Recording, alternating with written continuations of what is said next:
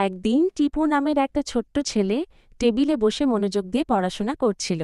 বাইরে জানালা দিয়ে আলো পড়ছে আর ঘরটা ছিল একদম শান্ত। সে হঠাৎ পেন্সিল খুঁজতে তার ড্রয়ার খুলল।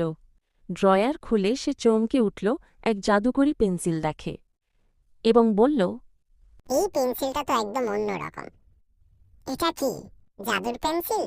পেন্সিলটা হঠাৎ জ্বলে উঠল আর এক মিষ্টি গলার আওয়াজে বলল, হ্যাঁ টিপু, আমি এক জাদুকরি পেন্সিল। আমি তোমার কল্পনাকে সত্যি করে তুলতে এসেছি। তুমি খাতায় যা লিখবে আমি সেটাই বাস্তবে রূপ দিতে পারবো। টিপু তো অবাক। সে মজা করে একটা খেলনা গাড়ির ছবি আঁকল এবং সাথে সাথেই সেটা বাস্তবে রূপ নিল। তা দেখে টিপু তো অবাক। সে গাড়িটা নিয়ে কিছুক্ষণ খেলা করতে থাকল। এবার টিপু আঁকল একটা বড় আইসক্রিম এবং সেটাও সাথে সাথে বাস্তব হয়ে গেল। তারপর সে মজা করে আইসক্রিম খেতে লাগল। হঠাৎ টিপুর মাথায় এলো একটা মজা। সে এক বিশাল ছাগলের ছবি আঁকল আর সাথে সাথেই টেবিলের উপর একটা বড় ছাগল দৃশ্যমান হল। ছাগলটা দৃশ্যমান হয়েই লাফ দিয়ে নেমে গেল টেবিল থেকে। সে পুরো ঘর জুড়ে ছুটোছুটি করতে লাগল এবং সব জিনিস এলোমেলো করতে থাকল।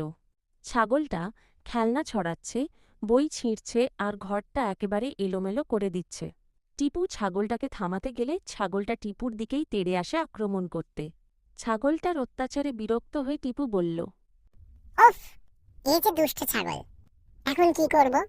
পেন্সিলটা তখন বলে উঠল, ভয় পেও না টিপু, তুমি একটা লোহার খাঁচা আঁকো জলদি, তারপর ছাগলটাকে তাতে বন্দি করে ফেলো। টিপু দেরি না করে খাঁচার ছবি আঁকতে লাগল আর সাথে সাথেই একটি বড় খাঁচা তৈরি হয়ে গেল।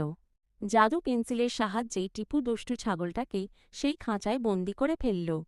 ছাগলটাকে বন্দি করে টিপু একটু স্বস্তির নিঃশ্বাস ফেলল। দেখেছ টিপু, কল্পনার শক্তি কতটা বড়। সবকিছু ঠিক হয়ে গেলে টিপু আবার টেবিলে বসে লেখাপড়ায় মন দিল।